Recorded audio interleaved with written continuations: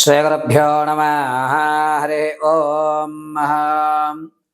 ఆపదామపహర్తారం దాతారం సర్వసంపదాం లోకాభిరామం శ్రీరామం భూయో భూయో నమామ్యహం.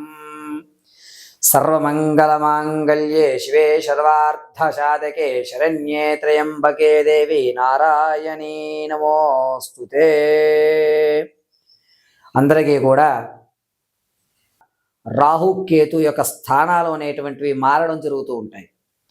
ఇందులో అసలు నవగ్రహాల్లో అత్యంతమైనటువంటి విగ్రహాలుగా ఈ రాహుకేతువుల్ని చెప్పడం అనేది జరుగుతూ ఉంటుంది.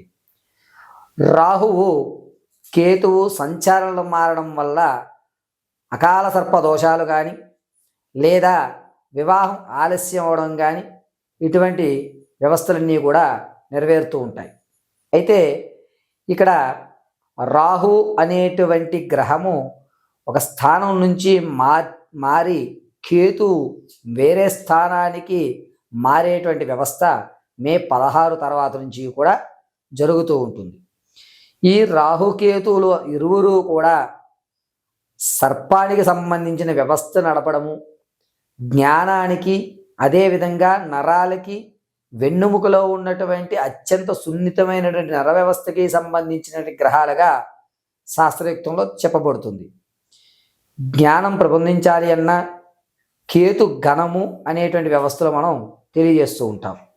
ఇక్కడ రాహువు కేతు అనేటువంటిది మే 16వ తారీఖు తదనంతరం నుంచి మారడం వల్ల కొన్ని జాతకులకు అదృష్టం కలిసి రావడము, కొంతమందికి అపమృత్యువులు అనేటువంటివి ఏర్పడము, కొంతమంది ఆర్థికంగా నలగడము, మరికొంతమందికి ఆర్థికంగా లాభపడము అనేటువంటివి జరుగుతూ ఉంటాయి. అయితే ఏ రాశి వారికి ఏ విధమైనటువంటి ఫలితాలు మే 16 తర్వాత జరుగుతుంది అనేటువంటి విషయాన్ని క్షుప్తంగా వ్యవస్థాపరంగా శాస్త్రయుక్తంగా తెలియజేయడం అనేటువంటిది మీకు చేస్తూ ఉంటాను. ఇందులో నవగ్రహాల్లో మనం రాహువు కేతు అనేటువంటి 2 గ్రహాలు. ఇందులో రాహువు అనేటువంటిది నైరుతి భాగంలోను, కేతు వాయువ్య భాగంలోనూ ఉంటుంది. ధన ధాన్య అభివృద్ధి చెందడానికి, దినదిన ప్రవర్ధమాన రాజభోగాలు కూడా మనం ఉచ్చింతమైనటువంటి స్థాయికి వెళ్ళడానికి కూడా ఈ రాహుకేతువులు దోహదపడుతూ ఉంటాయి. ఈ రాహుకేతువుల్లో రాహు యొక్క స్థానం కేతువుని అనుసరించుకుంటూ వెళ్ళడం అనేటువంటిది జరుగుతూ ఉంటుంది. కేతు గణము నవగ్రహాల్లో 9వ గ్రహంగా తన యొక్క సంచారణ మారుస్తూ జాతకంలో ఉన్నటువంటి విషయ పరిజ్ఞానాన్నింటినీ కూడా మార్పు చెందుతూ జరుగుతుంది. కేవలము కేతువు తన యొక్క స్థితిని మార్చడం వల్ల జరిగేటువంటి విపత్తులు ఏమిటి, ఈ మే నుంచి జూన్ వరకు కూడా వాతావరణంలో ఎటువంటి మార్పులు జరుగుతాయి అనేటువంటి విషయాన్ని ఇప్పుడు మనం కూలంకషంగా చక్కగా క్షుప్తంగా తెలుసుకునేటువంటి ప్రయత్నాలు చేద్దాం. ఇందులో మకర రాశి వారికి రాహుకేతువులు సంచరించడం వల్ల ఒక అద్భుతమైనటువంటి వ్యవస్థ ఏర్పడుతుంది. అసలు మనకి సంబంధం లేని విషయాల్లో మనల్ని దూర్చడము అంటే ఆ రంగం మనకి ప్రవేశం లేకపోయినా దాని మీద ఎప్పుడో ఎక్కడో చిన్న పరిజ్ఞానం ఉంటే ఆ పరిజ్ఞానం ఇప్పుడు మీరు వెలుగు తీసి మీ యొక్క టాలెంట్ని చూపించుకునేటువంటి అవకాశం కలగజేస్తుంది. మకర రాశి వారికి మే 16 నుంచి కూడా జాగ్రత్తగా ఆలోచించండి. దరిద్ర లక్ష్మి తలుపు తీసేంత వరకు తడుతుందట, అదృష్ట లక్ష్మి కేవలం ఒక్కసారి తలుపు తడుతుంది. ఈ మకర రాశి వారికి లక్ష్మీదేవి తలుపు తట్టేటువంటి అవకాశం ఏర్పడుతుంది మే 16 నుంచి. మీరు చేయవలసింది ఏమిటి తెలుసా?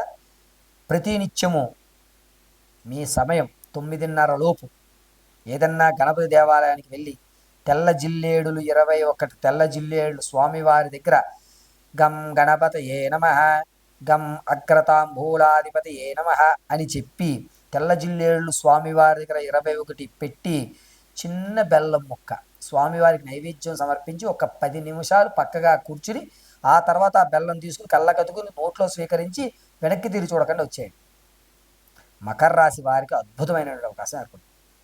సంతానం లేని వారికి సంతానం కలిగేటువంటి అవకాశం, వివాహం జరగని వారికి వివాహం జరిగేటువంటి అవకాశం, ప్రమోషన్లో లిస్టులో ఉండి కూడా క్షణంలో మారిపోయేటువంటి వారి ఊరట కలగడం, రాజకీయంలో ఇన్నేళ్ళున్నాను నేను, నాకు ఒక మంచి అవకాశం దొరకట్లేదు అనుకున్న వారికి మంచి అవకాశం అనేటువంటిది మే 16 నుంచి జూన్ 16 వరకు నడుస్తుంది. ఈ మకర రాశి వారు నిత్యము కూడా గం గణపతయే నమః అనుకోవడం చాలా ఉత్తమమైనటువంటి విషయం. సంతానంలో గర్భిణీ స్త్రీలు ఎవరైతే ఉంటారో వారికి సత్సంతానం కలిగి వంశం అభివృద్ధి చెందేటువంటి అవకాశాలు ఎక్కువగా కనబడుతున్నాయి. ఇక మానసిక క్షోభ పడుతూ ఇబ్బందులు పడుతూ ఎన్నో రోజుల నుంచి లోపల ఉన్నటువంటి రుగ్రోధం ఏదైతే ఉంటుందో అటువంటి వారికి కాస్త ఊరట జరుగుతుంది. ఎప్పటి నుంచో ఏదో వ్యాధితో ఇబ్బంది పడుతున్న వారికి ఈ గణపతికి నైవేద్యం పెట్టిన బెల్లంని పచ్చి పాలల్లో కలిపి తాగించండి. శరీరంలో ఇంతకుముందు రోగాలతో ఇబ్బంది పడుతూ ఎప్పుడు హాస్పిటల్ పాలవుతున్నారనుకున్న మకర రాశి వారు ఆ పని చెయ్యండి. చక్కగా రోగ నిరోధకం అనేటువంటిది పెరిగి ఆ స్థితి నుంచి బయటపడేటువంటి అవకాశం కలుగుతుంది. విద్యార్థులకు మంచి ఫలితాలు ఏర్పడుతూ ఉంటాయి. మకర రాశి వారికి మే 16 నుంచి జూన్ 16 వరకు కూడా ఒక అద్భుతమైనటువంటి విషయంగానే చెప్పచ్చు. ఈ అవకాశాన్ని విడిచిపెట్టుకోకుండా ఎవరైతే జాగ్రత్తగా నాకు వచ్చేటువంటి అవకాశాన్ని ఉపయోగించుకుంటారో వారందరూ కూడా ఉన్నతమైన స్థాయి మే 16 టు జూన్ 16 వరకు కూడా మంచి స్థాయి అనేటువంటిది ఏర్పడుతూ ఉంటుంది అన్నమాట. అలా ఏర్పడడం వల్ల మీ యొక్క పేరు ప్రఖ్యాతులు పెరుగుతాయి. కాబట్టి మకర రాశి వారు మే 16వ తారీఖు నుంచి కూడా రోజు వెళ్ళండి.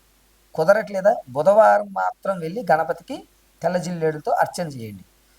గురుగారు నాకు అది కూడా అవ్వడం లేదు అనుకుంటారా? తెల్లవారుజాము లేచిన తర్వాత కాలకృత్యములు ముగించుకున్నాక 2 నిమిషాలు గం గణపతయే నమః గం గణపతయే నమః అని ఎంతవరకు చెప్పుకోగలరో అంతవరకు చెప్పుకుని గ్లాసు నీళ్ళు తాగేసి వెళ్ళిపోండి ఇంట్లోనే. ఇలా చేయడం అనేది మకర రాశి వారికి అద్భుతమైన ఫలితాలు ఏర్పడేటువంటి అవకాశం ఉంది. కేవలము నక్షత్రాలు తెలిసిన వారు మాత్రము, నక్షత్ర పాదములు రాశి తెలిసిన వారు మాత్రము గుట్టే సిద్ధాంతి గారు అనుసరించిన దాన్ని అనుసరించి నా మేధా సంపత్తును ఉపయోగించి నేను ఈ ఫలితాలను మీకు తెలియజేయడం జరిగింది. ప్రతి నెల కూడా ఇదే విధంగా రాశి సంచరణ అనేటువంటిది మారుతూ ఉంటుంది. ప్రతి నెల కూడా మన శరీరంలో ఏవైతే మార్పులు రోజు జరుగుతున్నాయో అదేవిధంగా జాతకం అనేటువంటిది ప్రతి నెల కూడా మారేటువంటి అవకాశాలు ఉంటాయి. కావున ప్రతి ఒక్కరూ కూడా వారి యొక్క రాశి పరిజ్ఞానాన్ని అనుసరించుకొని మీకేదన్నా సందేహాలు ఉంటే నా ఫోన్ నెంబర్కి మీరు సంప్రదిస్తే నేను దానికి సమాధానం అనేటువంటి చెప్పడం జరుగుతుంది. ఇది కేవలము మే 16 నుంచి జూన్ 16 వరకు మాత్రం ఇచ్చినటువంటి జాతక పర్యంతం మాత్రమే. పరమేశ్వర అర్పణమస్తు.